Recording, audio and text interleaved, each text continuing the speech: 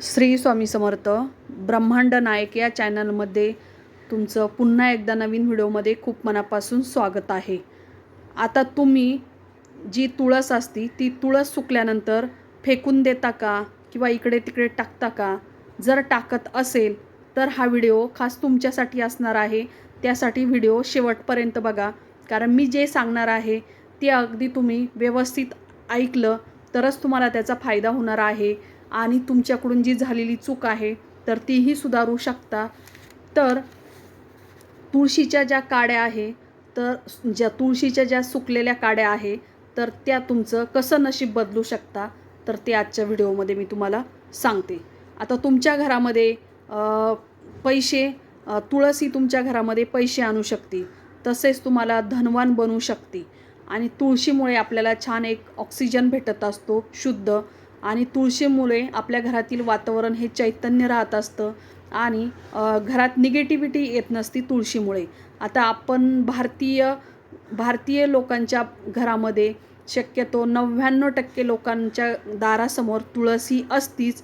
परंतु आपण ती तुळस सुकल्यानंतर तुम्ही ही चूक करता का? तर व्हिडिओमध्ये मी तुम्हाला सांगणारच आहे. तर याचे काही चमत्कारी गुणही आहेत, चमत्कारी फायदे आहे, तर तेही तुम्हाला सांगते. आता बऱ्याच वेळा काही वनस्पती खूप साधारण दिसतात, परंतु त्याचं उपाय किंवा त्यातील जी ऊर्जा आहे तर ती खूप आपल्याला चांगले परिणाम घडवून आणत असतात किंवा आपल्यासाठी ती खूप चांगली शक्ती घडवून आणत असतात. आता तुळशी तर एक प्रकारची शक्ती आहे तुळशीमध्ये, की जी तुमच्या जीवनावरती खूप चांगल्या गोष्टी घडवून आणत असतात. तर चला, तर मग मी तुम्हाला सांगते. कारण हे ज्यांनी केलं त्यांच्या हा उपाय ज्यांनी केला त्यांच्या जीवनामध्ये खूप मोठा बदल घडून आणलेला आहे. हा उपाय खूप कमी लोकांना माहीत आहे, बऱ्याच लोकांना माहिती नाही आहे. त्यामुळे तुमच्यापर्यंत व्हिडिओ पोहोचवण्याचं काम मी करते. आता तर हा उपाय म्हणजेच हा एक प्रकारचा नियम आहे. याला आपण उपाय नाही म्हणणार किंवा याला आपण तोडगाही म्हणू शकत नाही. तर हा एक प्रकारचा नियम आहे जो आपण सर्वांनीच करायचा असतो. आता बऱ्याच जणांना असं वाटेल की हे असं कसं होऊ शकतं, परंतु आपण जर याला व्यवस्थित व योग्य पद्धतीने जर उपाय तुम्ही केला तर त्याचा चांगला तुमच्यावरती चांगला त्याचा परिणाम होईल. परंतु तुम्ही जर व्यवस्थित त्याचा उपयोग केला नाही तर त्याचा परिणाम तुम्हाला वाईट दिसेल किंवा त्याचा परिणामच तुम्हाला अकस्मात करता येणार नाही. तर ह्या तुळशीच्या वाळलेल्या ज्या काड्या असतात किंवा वाळलेली तुळस असती, तर तिचा कशाप्रकारे आपल्याला उपयोग करायचा आहे, तर त्यासाठी व्हिडिओ तुम्हाला व्यवस्थित ऐकावा लागेल आणि शेवटपर्यंत बघावं लागेल. तरच तुम्हाला त्याचा उपयोग करून घेता येईल, तरच तुम्हाला त्याची माहिती समजेल आणि तुम्हाला त्यातील जे आध्यात्मिक महत्त्व आहे किंवा त्यातील जे महत्त्व आहे तर तेही समजेल. आता व्हिडिओला सुरुवात करते. आता तुमच्यापैकी बऱ्याच जणांच्या दारापुढे तुळस असती. आता तुळस असल्यानंतर कधी-कधी आपण पाणी न टाकल्यामुळे किंवा कधी-कधी खूप जास्त पाणी झाल्यामुळे किंवा कधी-कधी अशी अचानकच तुळस सुकून जात असती आपल्या दारापुढे. आता तुळस सुकून गेल्यानंतर त्यातील ती पूर्णपणे वाळून गेलेली असती. त्यामुळे आपण तिला काय करतो, आता तुम्हीही तेच करत असाल, की तिला धरतो आणि तिला सरळ तोडतो किंवा तिला तोडल्यानंतर तिला कुठेतरी बाहेर फेकून देतो किंवा कचऱ्याच्या डब्यात टाकतो किंवा शेतात फेकून देतो किंवा आपल्या पायाखाली कधी-कधी ती येत असती. तिच्या मंजिरी येत असतात, पाला येत असतो. तर ही चूक आपल्याकडून खूप मोठी होत असती. परंतु तेच आजच्या व्हिडिओमध्ये मी सांगणार आहे तुम्हाला, की तुम्ही ही चूक करू नका आणि तुळस सुकल्यानंतर ती व्यवस्थित शास्त्रशुद्ध पद्धतीने आपल्याला ती उपटायची आहे. न तिला तोडायचं आहे किंवा न तिला तुकडे करायचे आहे. ती व्यवस्थित शांत मनाने आपल्याला ती उपटून घ्यायची आहे. तिच्या कुठल्याही प्रकारचं तिला हानी पोचवायची नाही. आता ते केल्यानंतर, कारण तुळशीचं महत्त्व एवढं आहे की तुळशीला आपण एक झाड नाही तर ती देवीचं प्रतीक मानलं जातं आणि जिथे तुळस असते तिथे नकारात्मक शक्ती कधीही येत नाही आणि तेथील वातावरण हे पॉझिटिव्ह राहत असतं. मग आपण तुळस जर व्यवस्थित असेल तर तिची पूजा करतो, तिला व्यवस्थित तिचा मानसन्मान करत असतो. परंतु सुकल्यानंतर आपण त्याची अवहेलना करत असतो किंवा आपण आपल्या हातानेच पाप घडवून आणत असतो. म्हणजेच काय, तर आपण तिच्या कसेही तोडतो आणि तिला फेकून देत असतो. परंतु तसं न करता तिला व्यवस्थित मानसन्मानाने तिला उपटून घ्यायचं आहे. तिचे छोटे छोटे तुम्हाला म्हणजे उपायच सांगणार आहे मी हा. तर तिचे छोटे छोटे तुम्हाला तुकडे करायचे किंवा छोट्या जे काड्या असेल त्या काड्या छोट्या छोट्या करायच्या. तिला ज्या मंजिरी असेल त्याही तोडायच्या आपल्याला. हे केल्यानंतर तुम्हाला त्यातील छोटे छोटे तुकडे केल्यानंतर तिच्यामध्ये, कारण ज्यावेळेस तुळस सुकती त्यावेळेस तेथील ऊर्जा ही कमी होत असती किंवा स्थिर होत असती त्याची, ज्यावेळेस तुळस सुकत असती त्यावेळेस. आणि ज्यावेळेस तुळस व्यवस्थित असती त्यामुळे ऊर्जा सगळीकडे पसरली असती. परंतु ज्यावेळेस तुळस सुकती त्यावेळेस तिची ऊर्जा त्याच ठिकाणी स्थिर होत असती.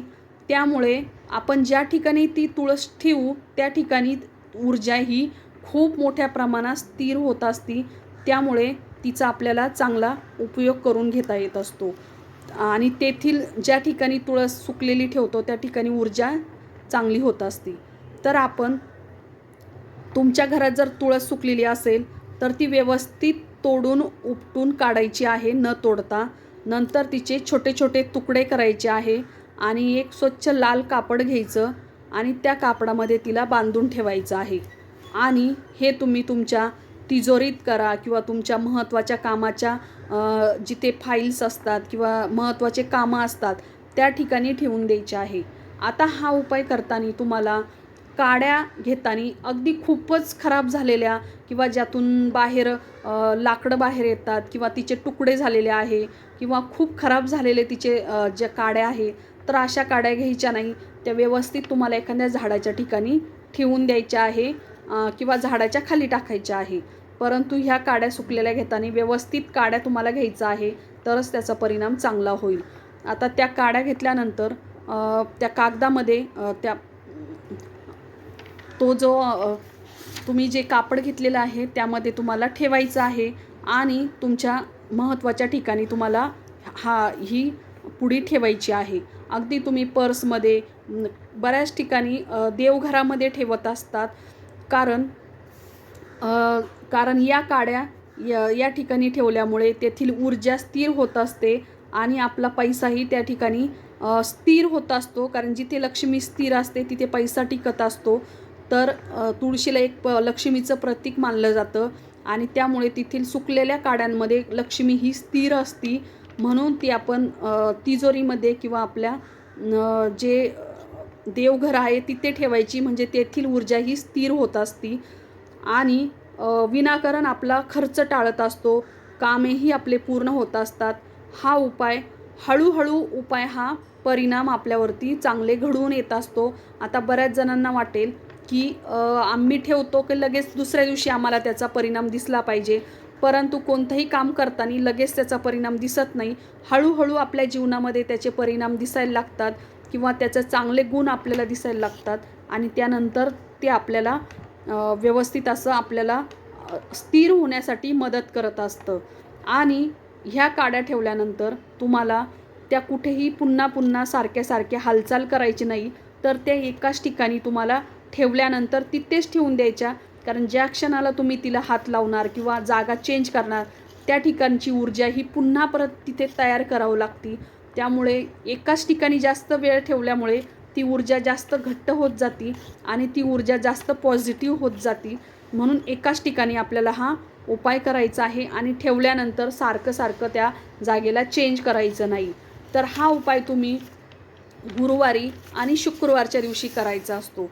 आता बऱ्याच जणांना वाटेल की गुरुवार आणि शुक्रवारच का घ्यायचा आहे, तर गुरुवार आणि शुक्रवार हा दिवस ज्ञानाचा, गुरुवार हा दिवस तुम्हाला हा दिवस ज्ञानाचा, समृद्धीचा आणि लक्ष्मीचा असतो आणि शुक्रवार हा दिवस शांतीचा असतो, लक्ष्मीचा असतो, सुखाचा असतो. म्हणून या दिशेला या काड्या या दिवशी ठेवायच्या असतात. आता उत्तर व पूर्व दिशेला जर तुम्ही ह्या काड्या ठेवल्या तर त्याचा प्रभाव तुम्हाला जास्त दिसतो, कारण चांगलं या ठिकाणी जास्त होत असतं. कारण उत्तर दिशेला धन असते. जर तुम्ही त्या काड्यांची जागा सतत बदलायची नाही, कारण त्यामुळे ऊर्जाही कमी होत असते. तर हा उपाय नक्कीच तुम्ही, जर तुमच्याकडून जरा ही चूक होत असेल तर हा उपाय नक्कीच करा आणि बघा अनुभव घेऊन. कारण कोणताही उपाय करताना त्याला लगेच होत नसतात, त्याला काही दिवस जाऊ द्यावं लागतात. नंतर तुमच्या आयुष्यामध्ये बघा चांगल्या चांगल्या घटना घडतील किंवा चांगले चांगले बदल झालेले हे तुम्हाला आपोआपच दिसत असतात.